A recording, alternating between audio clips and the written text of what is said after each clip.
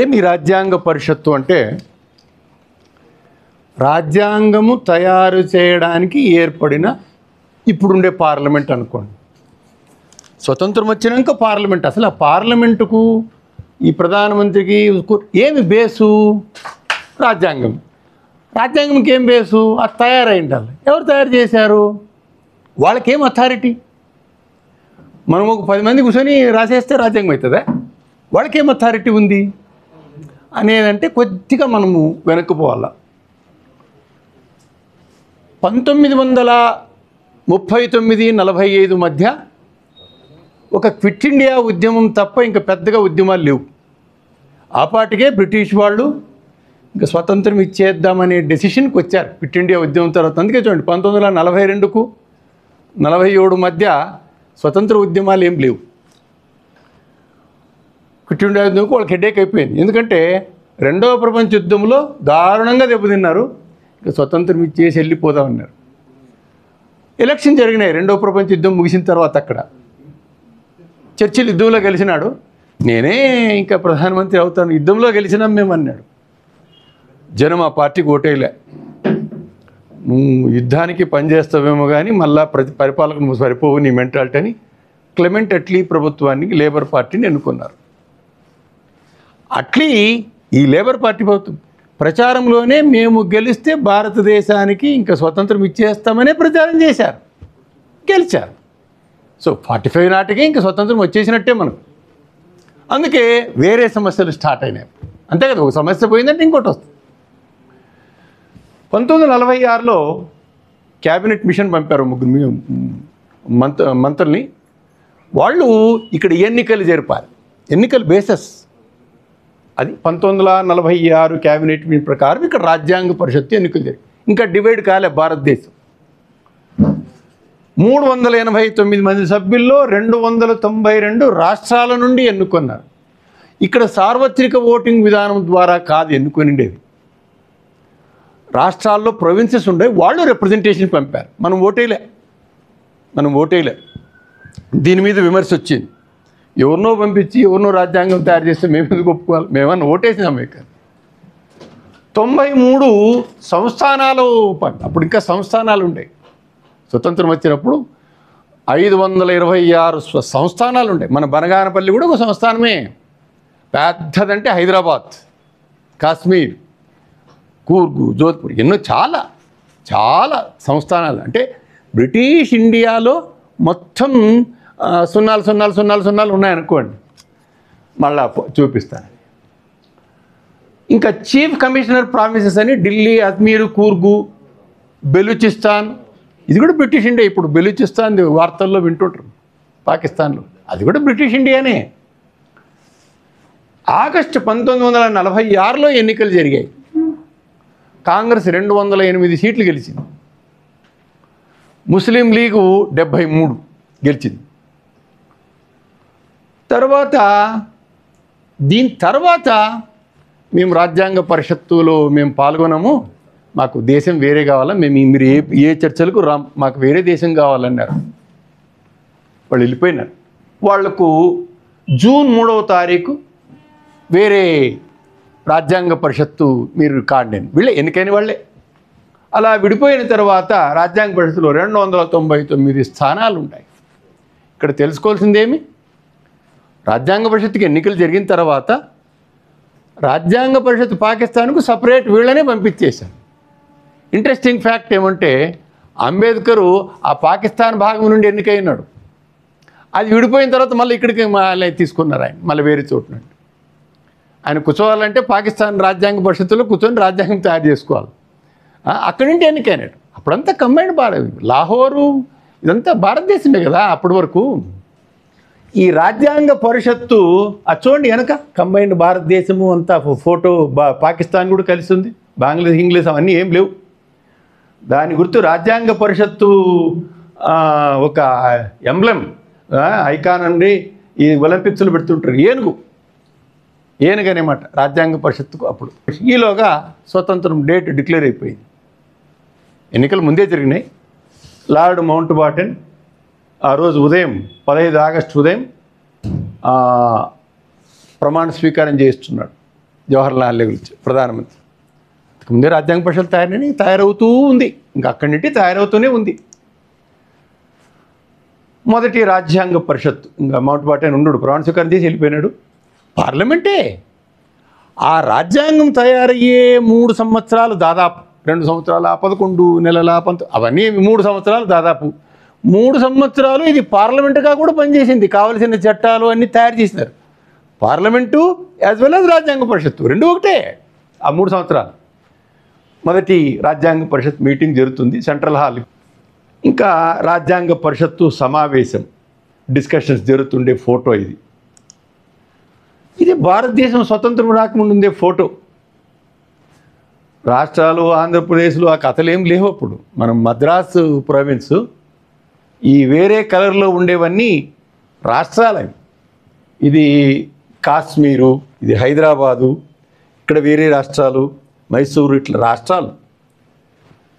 అదే సంస్థానాల విలీనం అనేది ఒక పెద్ద ఇది. అది చాలా డ్రాస్టిక్గా ఎంతో విమర్శలు వచ్చినాయి. కన్విన్స్ చేసి అందరినీ బెదిరించి కాదు, కన్విన్స్ చేసి వాళ్ళకు భరణం ఇస్తామని చాలా ఎక్సర్సైజ్ జరిగింది. కమిటీలు వేశారు, నియమ నిబంధనల కమిటీ బాబు రాజేంద్ర ప్రసాద్, సారథ్య సంఘం ఆయనే, ముసాయిదా కమిటీకి అంబేద్కర్. ఎందుకంటే రాజ్యాంగ పరిషత్తు వేరే, రాజ్యాంగ డ్రాఫ్టింగ్ కమిషన్ వేరే, అన్నీ వేరే వేరే. మనం చాలాసార్లు కన్ఫ్యూజ్ చేస్తుంటాం. ప్రాథమిక హక్కుల కమిటీకి సర్దార్ వల్లభాయ్ పటేల్ ఏమి ప్రాథమిక హక్కులు ఉండాలని, వల్లభాయ్ పటేల్ ఇవాళ ఒక పర్టికులర్ మతానికి ఐకాన్గా వాడుకునే ఇది జరుగుతుంది.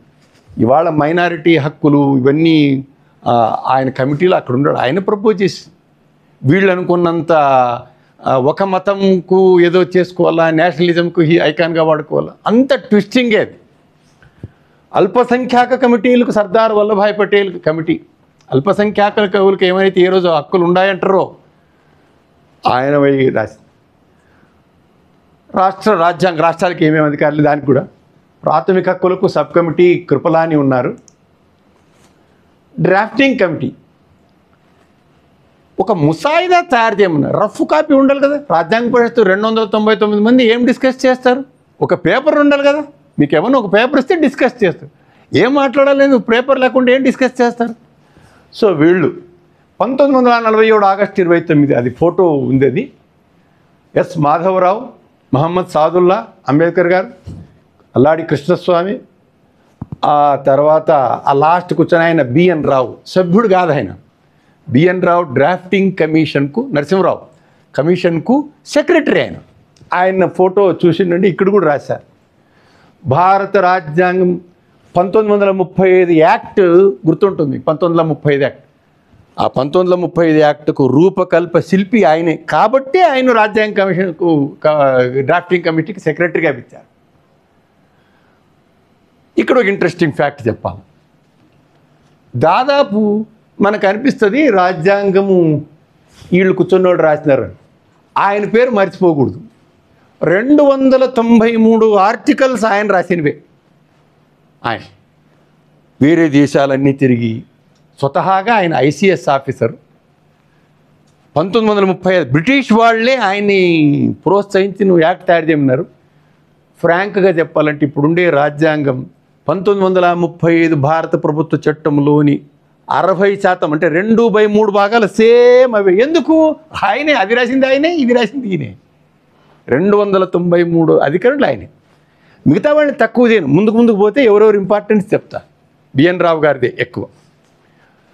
తర్వాత మిగతా వాళ్ళు కమిటీ వాళ్ళు పెద్దగా ఎవరు పనిచేయలే. ఒక ఇద్దరు ఈ దేశంలోనే లేకపోయిండ్రు, ఎక్కడో తిరుగుతుండ్రు. ఇంకోరు ఆరోగ్యం బాగాలేదని రాలే. ఒక ఆయన మధ్యలో చనిపోయినాడు.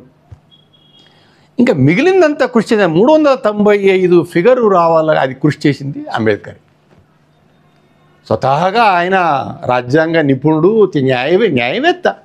రాజ్యాంగ పరిషత్తులో ఎక్కువ మంది అంతా లాయర్సే. సామాన్య మానవులకు అంత ఎక్కడుంది? నాట్ ఎలక్టెడ్ కదా వాళ్ళు రాష్ట్రాల నుండి వచ్చినారు, కానీ ప్రత్యక్ష ఓటింగ్ విధానం ద్వారా ఇట్లా మనం ఓటేస్తే వచ్చినోడు కాదు. సరే, 26 నవంబర్ 1949 ఆమోదించినారు కదా. అంబేద్కర్ ఎక్కడున్నారు? రాష్ట్రపతి దగ్గర సైన్ అవుతుంది. ఆ రోజు రాజ్యాంగాన్ని ఒప్పుకోయింది. మామూలుగా ఎప్పుడు పెడదాం డేటు? మామూలుగా అయితే మనకి గృహప్రవేశం ఇంకోటి అంటే మంచి ముహూర్తం వస్తుంది. దేశానికి మంచి ముహూర్తం ఏమి అంటే వాళ్ళకు డేట్ గుర్తొచ్చింది. లాహోర్ కాంగ్రెస్ 1929లో క్రూషియల్ లాహోర్ కాంగ్రెస్ తీర్మానము అంటుంటాం. జవహర్లాల్ నెహ్రూ దానికి అధ్యక్షుడు ఆ కాంగ్రెస్కు. వాళ్ళు సంపూర్ణ స్వరాజ్ అనే ఒక ప్రకటించినారు. మనము ఇంకా మాకు ఇంకేం డొమినియన్ స్టేటస్ అవన్నీ ఏం లేదండి, మాకు పూర్ణ స్వరాజ్ కావాలని డిక్లేర్ చేసింది 1929 లాహోర్ కాంగ్రెస్ సమావేశం.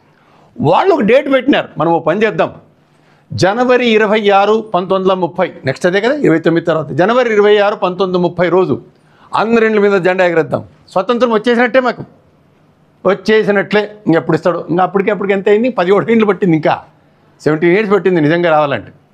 సంపూర్ణ స్వతంత్ర దినంగా మీరు ప్రజలు పార్టిసిపేట్ చేయండి దాన్ని అని చెప్పి ప్రకటించినారు.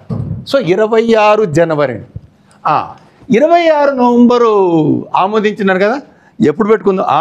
సంపూర్ణ స్వరాజ్ ఎప్పుడు ప్రకటించినాం మనము? 26 జనవరి కదా. ఇంకా నెక్స్ట్ జనవరి 26 ఎప్పుడు వస్తుంది? 1950, రైట్. 26 జనవరి 1950 నుండి అమలు పరుస్తామని, అది దాని బ్యాక్గ్రౌండ్. సరే, ఆ రోజు ఆయన 49లోనే ఒప్పుకొనింది, ఆ డేట్ ఉరికే పెట్టారు. సరే, రాజ్యాంగ ప్రవేశిక అంటే ఏమి? ప్రవేశిక అంటే ఎవరైనా ఏమైనా బుక్ రాయని. అసలు ఆ బుక్ ఎందుకు రాస్తున్నావు, బుక్లోని సారాంశం ఏమి, దానికి బుక్ రాయడానికి నీకు ప్రేరణ ఏమి, అవన్నీ దాంట్లో రాస్తాం. అట్లా లేకుండా ఈవెన్ మీరు 5వ తరగతి టెక్స్ట్ బుక్ చూసినా ముందు మాట అని రాస్తారు కదా రచయితలు, ముందు మాట. సరే, దాన్ని భూమిక అనండి, ప్రవేశిక అనండి, అవతారిక అంటారు, ప్రియాంబుల్ అంటారు. సరే, ప్రవేశిక. ఈ ప్రవేశం జరిగేటప్పుడు చాలా ఇన్ఫైటింగ్ జరిగింది. అంటే ఇప్పుడు లెక్క నోటుకొచ్చింది తిట్టుకునేది కొట్టుకునేది అట్లా కాదు, చాలా సిద్ధాంతిక చర్చ జరిగింది. అంత సులభంగా ఎవరు లేరాడ. ఎవరో ఒకరు చెప్పినారండి రాసుకోండి అనేవాళ్ళు ఎవరు లేరు, అందరూ ఫైట్ అవుట్ చేసేవాళ్ళే. అందరూ లాయర్లే, దాంట్లో అందరూ లాయర్లే. భారత ప్రజలమైన మేము అనేది లాస్ట్కి వచ్చి, in the name of God almighty అని కేటీ షా దాన్ని పెట్టాల. దేవుడి పేరుతోనే రాజ్యాంగం ఉండాలి. అంబేద్కర్, నెహ్రూ ఒప్పుకోలే. ఇంట్రెస్టింగ్గా గాంధీ విషయాలు ఏం చెప్పడం లేదు కదా నేను. రాజ్యాంగంలో గాంధీ ప్రమేయం చాలా తక్కువ.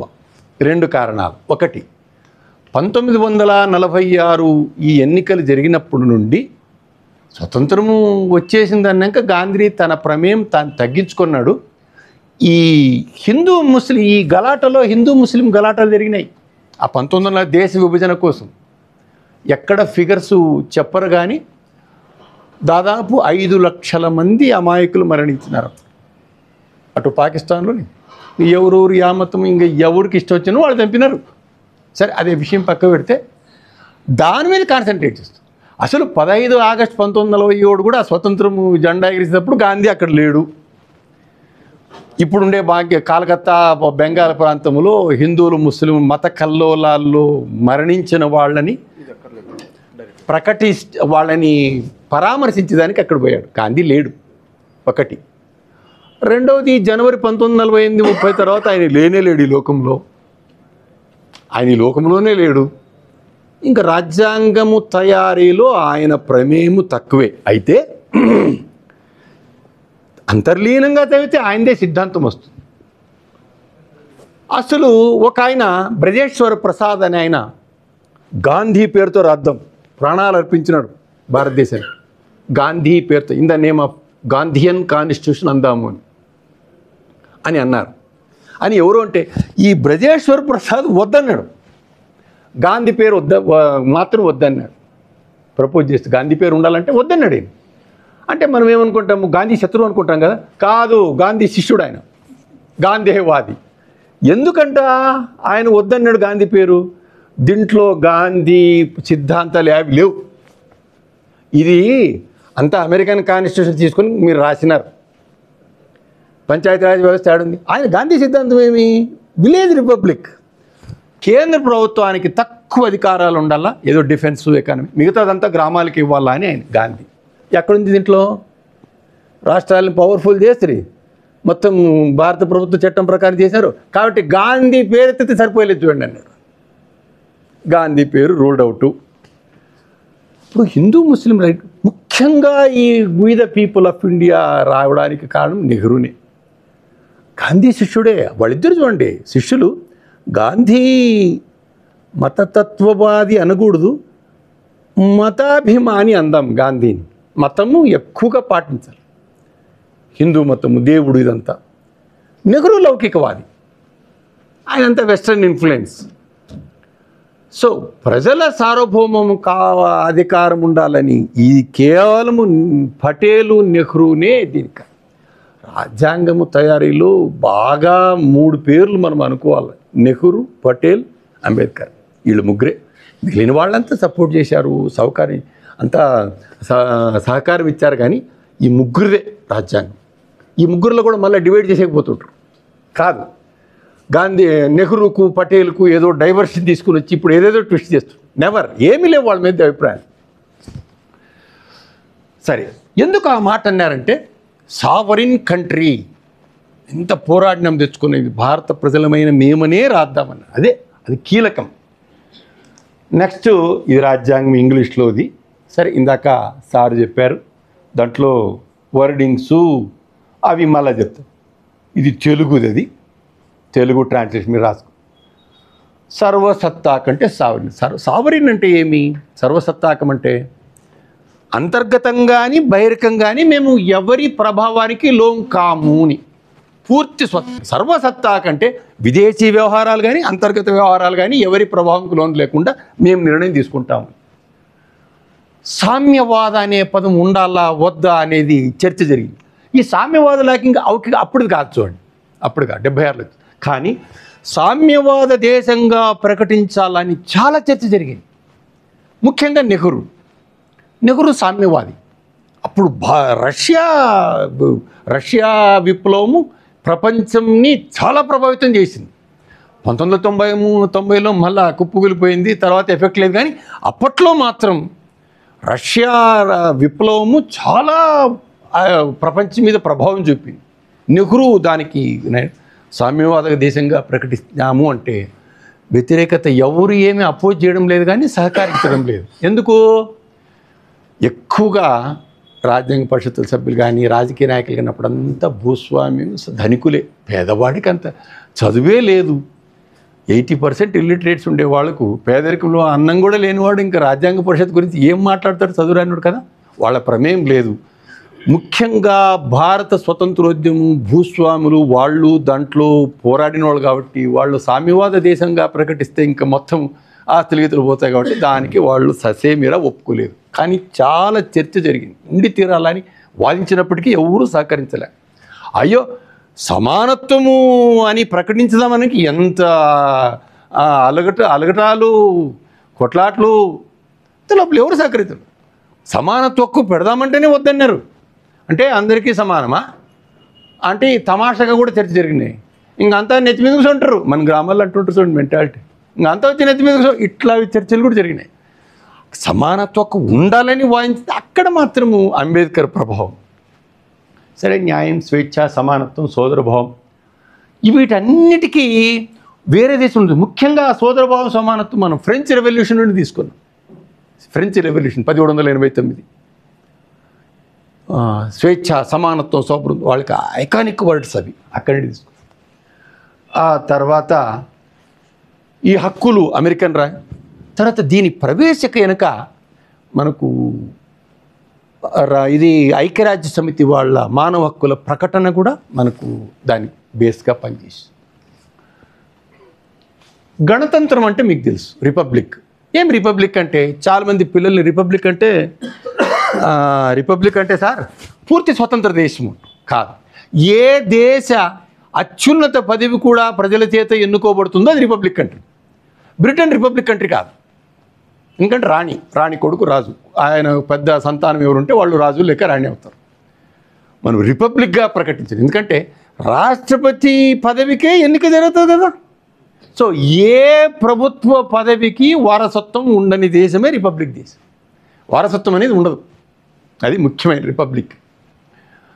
సరే, ఈ ప్రవేశికకు ఆధారం ఏమంటే డిసెంబర్ 13, 1946 ఆశయాల తీర్మానం ప్రకటించడం. మనం దేశ రాజ్యాంగం ఎందుకు రాసుకుందాము అనే దానికి ఒక ఆశయాల తీర్మానం రాసుకున్నాడు, ఆయన ప్రకటించినాడు. అదే ప్రవేశిక. దానికోసమే ఎంతో చర్చ జరిగింది. పలానా పదం ఉండాలా వద్దా, ఒక్కొక్క పదం మీద చర్చ జరిగింది. ఫ్రెంచ్ నుండి అదే 3 పదాలు తీసుకున్నాం. గణతంత్రం కూడా ఫ్రెంచ్ నుండి తీసుకున్నాం, బ్రిటన్ నుండి తీసుకోలేం మనము. ఓకే, నెక్స్ట్ దీని మీద అభిప్రాయాలు. ప్రవేశిక అనేది భారత ప్రజాస్వామ్య గణతంత్రానికి రాజకీయ జాతకం అంటాడు. ఇది జాతకం, ఇది ప్రవేశిక ఒక పేజీ. అప్పటి నుంటే ఒక ఐడియా ఏమొచ్చిందంటే, ఇప్పుడు రాజ్యాంగం చదివేటప్పుడు 395, ఇప్పుడు నాకు చాలా ఉన్నాయిలేండి, 448 ఆర్టికల్స్ ఉన్నాయి మన రాజ్యాంగం. కానీ లాస్ట్ నెంబర్ 395.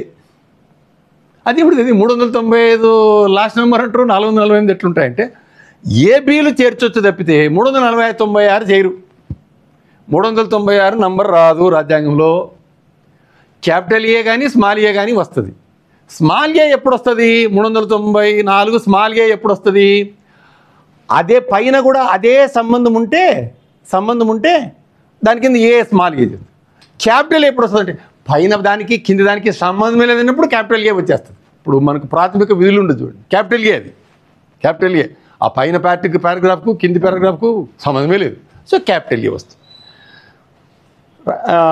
ఠాకూర్ దాస్ భార్గవన్ అయినా ఇది రాజ్యాంగానికి ఆత్మ అన్నాడు. మనం దేహంలో ఇప్పుడు మనకు ప్రాణం అంటాం, ప్రాణం ఏడుండదో వద్దు. ప్రాణం లేదంటే అది డెడ్ బాడీ అంటాం, పేరు కూడా చెప్పం, దాన్ని తీసుకోపోండి అంటారు.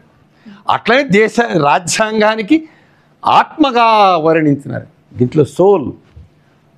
రాజ్యాంగంలో ఒక పారాగ్రాఫ్ ఇంకో పారాగ్రాఫ్కు అనుమానం వస్తే ఏం చూస్తాడు జడ్జి? నాట్ విత్ స్టాండింగ్ అని ఎన్నో చోట్ల ఉంది. ఏది నాట్ విత్ స్టాండింగ్, దేన్ని ఇంపార్టెంట్ తీసుకోవాలి? నాట్ విత్ స్టాండింగ్ అంటే ఏమి? రాజ్యాంగంలో మరే చోట ఏం ప్రస్తావన ఉన్నప్పటికీ మేము చెప్పిందే రైటు అని ఆ పారాగ్రాఫ్ చెప్తుంది. Not with standing anything in the constitution. 2-3 చోట్ల 4 చోట్ల 10 చోట్ల ఉన్నప్పుడు యాది తీసుకోవాలా? రాజ్యాంగం మీద ఏమైనా డౌట్స్ వస్తే రాజ్యాంగం నుంచి ప్రవేశిక అవుతుంది. లాస్ట్కి ప్రవేశిక ఎట్లా చెప్తే అట్లా ఇంకా అంతే. రాజ్యాంగం మీద ఏమైనా డౌట్ వస్తే ప్రవేశికే మూలం. సో సారం ఇది, అవునా? మనం పండ్లన్నీ పిండి ఒక గ్లాస్ సారం చేస్తామే, అట్లా సారం ఇది. రాజ్యాంగానికి తాళంచేవి. ఇప్పుడు ఈ రూమ్లో అన్ని రూమ్లో పెట్టి మీకు స్వీట్స్ భోజనాలు అన్నీ పెట్టి మీకు అన్ని ఏర్పాటు చేసినానని చెప్పి లాక్ చేసుకున్న లాక్ని నేను జోలో పెట్టుకోకపోతే ఏం చేస్తారు మీరు? అట్లా ఇది తాళంచేవి అంటాడు ఆయన. ఆ తర్వాత ఇది ఒక గుర్తింపు పత్రం, రాజ్యాంగానికి ఒక ఐడెంటిటీ కార్డు అంటాడు. ఆధార్ కార్డు. మనం పోయి మనిషి నిలబడినా కూడా ఆధార్ కార్డు చూపి అంటాడు.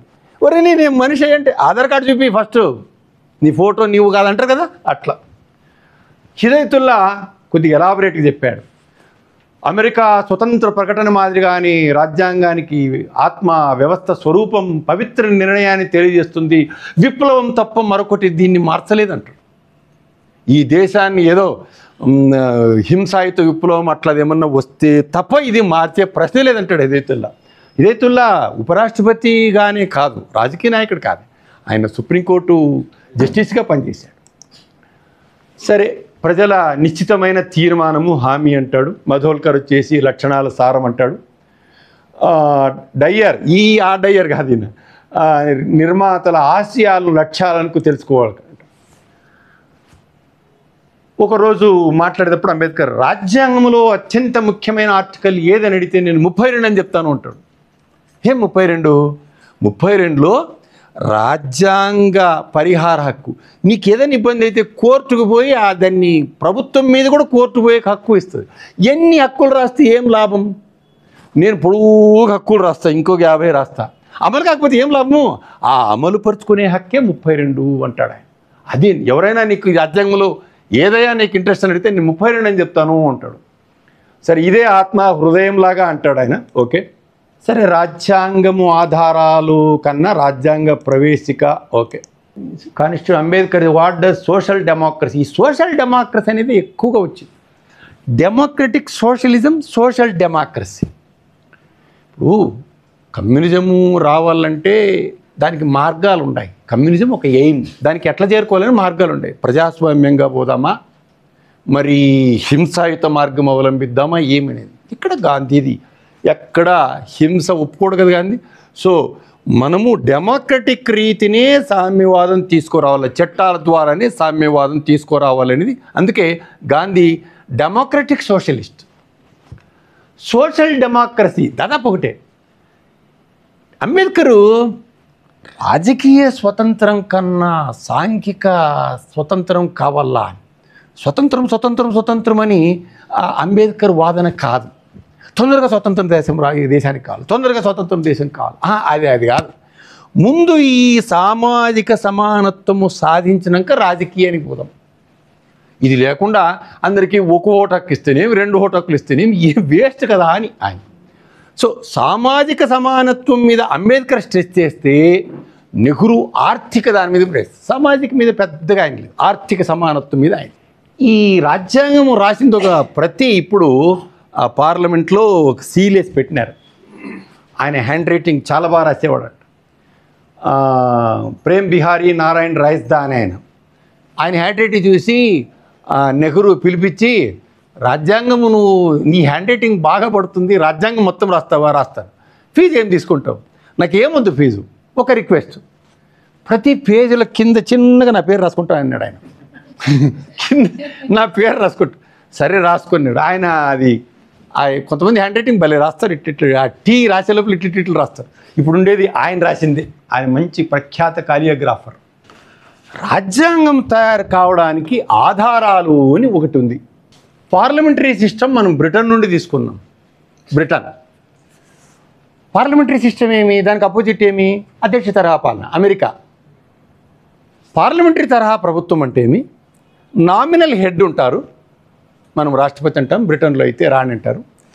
యాక్టివ్గా పనిచేసేది క్యాబినెట్. నామినల్ పవర్స్తో హెడ్ ఆఫ్ ది స్టేట్ అంటే రాష్ట్రపతి. రియల్ పవర్స్తో head of the government. So head of the government వచ్చేసి మనకు నరేంద్ర మోడీ గారి ప్రధానమంత్రి. హెడ్ ఆఫ్ ది స్టేట్ అంటే రాష్ట్రపతి ముర్ము గారు. అట్లా ఆ రెండు ఉంటుంది. అదే అధ్యక్ష తరహా పరిపాలన అవన్నీ లేవు, అంతా ఒకటే. ఆడ ఇద్దరు ఒకటే. ట్రంప్ పేరుతోనే అధికారం చలాయిస్తాడు, ట్రంపే పరిపాలన చేస్తాడు. ఇక్కడ అట్ట కాదు. రాష్ట్రపతి పేరుతో ప్రధానమంత్రి వ్యవహరిస్తాడు. రాష్ట్రపతి పేరుతోనే అన్నీ ఉంటాయి. ఒక్క చోట 74(1) పై అధికారాలన్నీ రాష్ట్రపతి ప్రధానమంత్రి సలహా మేరకే అంటారు. ప్రధానమంత్రి రాష్ట్రపతికి సలహాలు ఇచ్చేందుకు, సహాయపడేందుకు ఉంటారు. సహాయపడేందుకు. సలహా అంటే తీసుకోవచ్చు, లేకుంటే లేదు కదా. ఇక్కడ ఖచ్చితంగా తీసుకోవాల్సిందే. ఇది రాజ్యాంగము స్ఫూర్తిది. రిటర్న్లో ఒక అర్థం వస్తుంది, దాన్ని చదివితే ఇంకొక అర్థం వస్తుంది. ఇది పార్లమెంటరీ సిస్టమ్ మన బ్రిటన్ నుండి తీసుకుంది. ఎందుకట్లా అంటే ఇప్పుడు యూరోప్లో అన్ని దేశాలు కీప్ రైట్ సైడ్ అనా, ఒక్క ఇంగ్లాండ్ తప్ప. మీరు ఫ్రాన్స్లో కానీ జర్మనీ ఎక్కడైనా పోండి, మనం వెహికల్ పోతుంటే ఎట్లా పోతాము? లెఫ్ట్కి కదా మనం పోయేది, అక్కడ రైట్కి పోవాలా. ఓవర్టేకింగ్ కావాలంటే లెఫ్ట్కి పోయి రైట్కి పోతారు, అపోజిట్. ఒక ఇంగ్లాండ్ మాత్రమే లెఫ్ట్. వాళ్ళు మనకు ఒక దాదాపు 100 సంవత్సరాల పరిపాలనలో ఈ పార్లమెంటరీ సిస్టమ్ అలవాటు చేశారు కాబట్టి ఇంక దాని నుండి పక్కకు పోయేకి రాదు. వాళ్ళు అలవాటు చేసినారు చాలా సాంప్రదాయాలు. మన రాజ్యాంగం మొత్తం వెనకటి జరిగిన సాంప్రదాయాలు మిశ్రమే. ఏ దేశమైనా కూడా ఓం పట్టని కొత్త రాజ్యాంగం రాసుకునే దానికి రాదు. అప్పటి వరకు ఉండే చరిత్ర, చట్టాలు, ఆశయాలు, దాన్ని ఆ సంస్కృతి, దాని ప్రకారం రాజ్యాంగం కొద్దిగా మాడిఫికేషన్తో తయారు చేస్తాం. అందుకే చెప్తున్నా పార్లమెంటరీ సిస్టమ్ని మనం దానిపడి. స్పీకర్ కోర్స్ బ్రిటన్ నుండే. ప్రాథమిక హక్కులు ఎందుకు మళ్ళీ అమెరికా పోయినారంటే, అందరికీ తెలియని అంశం ఏమంటే బ్రిటన్లో రాజ్యాంగమే లేదు. బ్రిటన్కు రాజ్యాంగం లేదు. ఎట్లా రాజ్యాంగంలో కూడా ఎట్లా పడితే వాళ్ళు 1250 ఆ ప్రాంతంలో మ్యాగ్నా కార్టా ఒక ఒప్పందం చేసుకుంటారు అంతే. ఇంకా అదే బేసిస్ ఇంక మళ్ళీ ఎక్కడ రాజ్యాంగం లేదు. సాంప్రదాయాలతో నడుస్తుంది. 5 ఏళ్ళకి ఒకసారి ఎన్నికలు జరిపోలేను. యాడుంది ఆడ బ్రిటన్లో ప్రధానమంత్రికే పవర్స్, ఏం లేదు. రాజ్యాంగం చట్టాలు ఉన్నాయి, మళ్ళీ చట్టాల ప్రకారం నడుస్తుంది. సో బ్రిటన్లో ఏమైనా చూసి రాసుకుందామంటే వాళ్ళకి రాజ్యాంగమే లేకపోయా. ఇంకా అప్పటికే రాజ్యాంగం రెడీగా ఉండేదంటే అమెరికాది. అమెరికా రాజ్యాంగం ఒక పేజ్ అంత కూడా లేదు.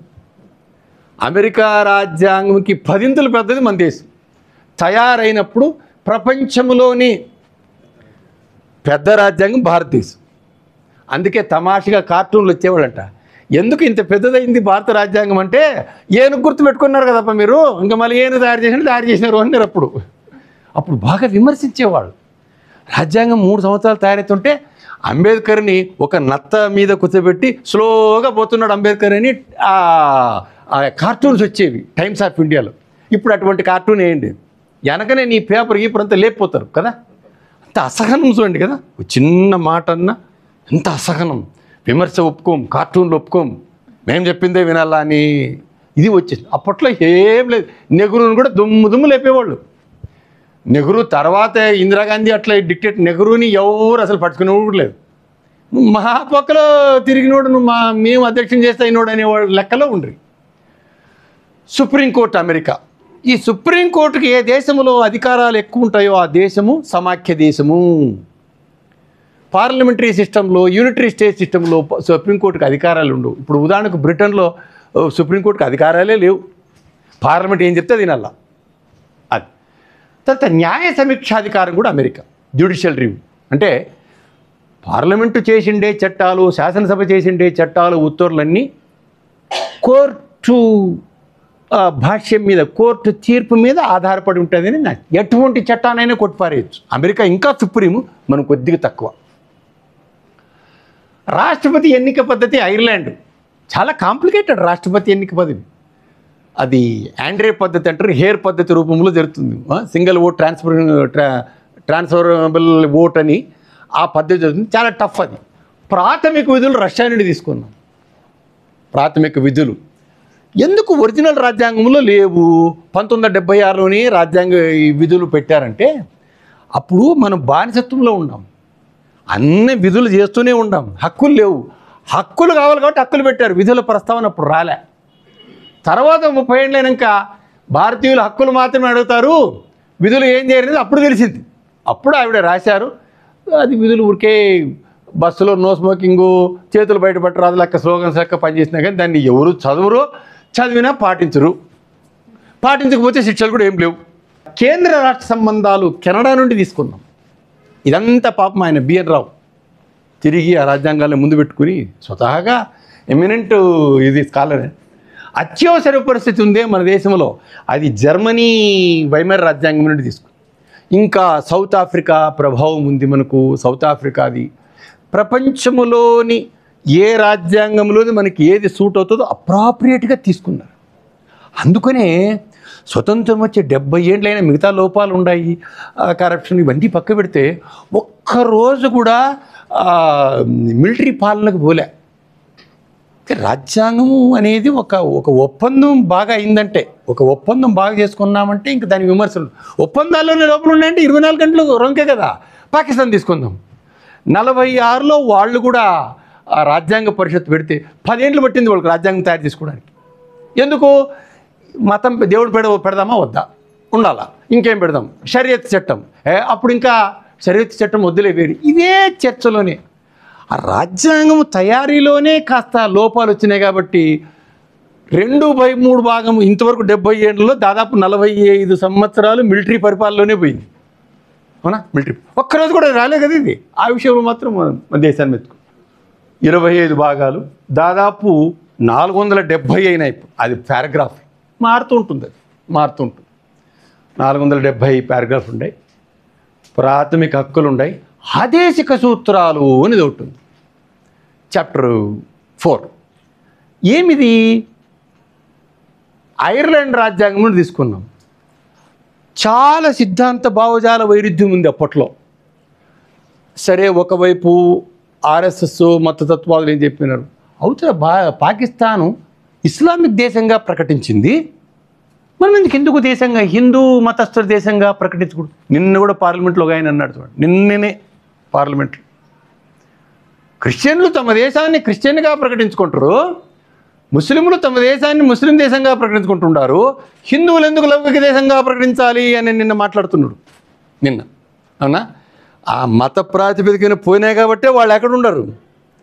మీరు రోడ్డు మీద పోతుంటారు, ఒక ఆయన తాగి పడిపోయింటాడు, ఆయన తాగుతున్నాడు కదా నేర్చుకుంటారా?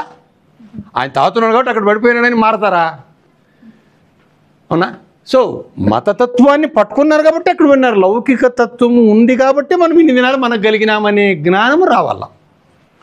ఆర్థిక సూత్రాల్లో అంటే భావజాల వైరుధ్యం కాబట్టి ఒక్కొక్క 5 ఏళ్ళకు ఒక ప్రభుత్వం వచ్చి తన సిద్ధాంతం పక్కకపోతే ఎక్కడుంటుంది దేశము? అవునా? ఇప్పుడు ఇక్కడి నుండి మనము టూరిస్ట్ బస్సు వేసుకొని ఏదో మధ్యప్రదేశ్, నాగపూర్కో ఇంకో ఢిల్లీకో పోయిస్తాం. డ్రైవర్లు 4-5 డ్రైవర్లు ఉన్నారు. డ్రైవర్లు ఉన్నప్పుడు ఒక్కో డ్రైవర్ ఒక్కో రకం తీసుకుపోతే ఎట్లా? వాడికి మార్గం వేసేయాలి కదా.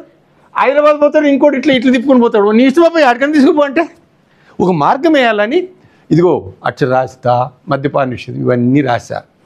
దాని మీద చాలా చర్చలు జరిగినాయి అప్పట్లో. అవసరమే లేదు. రాజ్యాంగం అంటే పాటిస్తే పాటించండి, లేకుంటే లేదనకూడదు. పాటించేలా శాసనంలోకి ఉండాలా. అసలు అదే సూత్రాలు వద్దన్నారు అప్పుడు. వద్దు, పాటించకపోతే ఎవరికేమి ఇబ్బంది లేదంట. ప్రభుత్వాలు పాటిస్తే పాటించవచ్చు, లేకుంటే లేదంట. అట్లా ఉండకూడదు రాజ్యాంగం. ఒక పారాగ్రాఫ్ ఉంటే ఖచ్చితంగా పాటించాలంతే అని విమర్శించు. అయినప్పటికీ అన్ని చర్చలు చూసి అట్ట కాదయ్యా, భారతదేశం కథ వేరే, మా కథ వేరే, మీ కథ వేరే. చాలా వైరుధ్యం ఉంది మీ దేశంలో, మీరు కూడా చూసేటారు. ఇంత వైరుధ్యమైన దేశం ఎక్కడ కనపడదు. అవునా? ఎన్ని 4,000 కులాలు, 60,000 ఉపకులాలు, తెగలే 4-5 తెగలు ఉన్నాయి. తెగలు ఫేస్ కట్ అంతా చూడండి మీరు. టిబెట్, అస్సాము ఫేసే వేరే. ఈ స్వెటర్ల మీదకి వస్తుంటారు కదా, మనం వేరే తెగ. 4-5 తెగలు ఉన్నాయి. ఇంకా మతాలు 7 ప్రధానమైన మతాలు ఈడే ఉంటాయి. ప్రపంచంలో అన్ని హెడ్ క్వార్టర్స్ ఈడే ఉంటాయి. కాబట్టి ఇన్ని మతాలు, ఇంత కల్చర్, తినే తిండి, కట్టే బట్ట, ఇంత వైరుధ్యం ఉండే దేశానికి ఒక ఫ్రేమ్వర్క్లు తీసుకొని రేపటి నుండి అందరూ ఇదే విధంగా చేయవాలంటే కుదరదని రాజ్యాంగం చాలా ఫ్లెక్సిబుల్గా పెట్టారు. ప్రాతినిధ్యుల తర్వాత సరే అధికారములు చెప్పాను. సవరణలు ప్రపంచంలో ఇంత సవరణలు చేసిండే దేశం యాది లేదు. 200 సంవత్సరాలకి అమెరికా పట్టుమని 20 సార్లు కూడా సవరణ చేసుకోలే. అవునా? అమెరికా రాజ్యాంగ సవరణ చేయాలంటే ఇంపాసిబుల్. ఇప్పుడు ట్రంప్ గారు 3వ టర్మ్, వాళ్ళకు 2 టర్మ్ తప్ప ఎక్కువ ఉండేదానికి లేదు. ట్రంప్ ఆశలో ఉన్నాడు, 3వ టర్మ్ కూడా నేనే వస్తానని భ్రమలో ఉన్నాడు. రాజ్యాంగం అమెండ్ చేయాలంటే ఇట్స్ క్వైట్ ఇంపాసిబుల్. అమెరికాలో రాజ్యాంగం సవరణ చేయాలంటే చాలా చాలా కష్టం. ఇప్పుడుండే పరిస్థితులు అసలు కష్టం. భారతదేశ రాజ్యాంగం మరి బ్రిటన్ రాజ్యాంగంలాగా ఎట్లా తిరిగితే అట్లా మడిచేది కాదు. ఒక రకంగా దృఢము, ఒక రకంగా అదృఢ సమ్మేళన రూపంలో ఉంది. అవునా? ఇది కరెక్టా తప్పు అంటే మరి 75 ఏళ్ళు పనిచేసింది కదా, లేకపోతే ఎప్పుడూ ఎత్తిపోతుండే కదా. ఇక్కడ పొరుగునుండే శ్రీలంక 2-3 సార్లు మార్చుకోరు. పార్లమెంటరీ సిస్టమ్ నుండి అధ్యక్షతరా మళ్ళీ ఫెయిల్ అయిందంటారు. ఆ నేపాల్కి పోతే రాజరికం వద్దని రిపబ్లిక్ వచ్చి మళ్ళీ రాజరికం కావాలంటారు. ఈ రాజ్యాంగం ఓవరాల్ మీద ఇక్కడ విమర్శలు లేవు, వేరే రకమైన విమర్శలు అవన్నీ ప్రాక్టికల్గా ఉన్నాయి.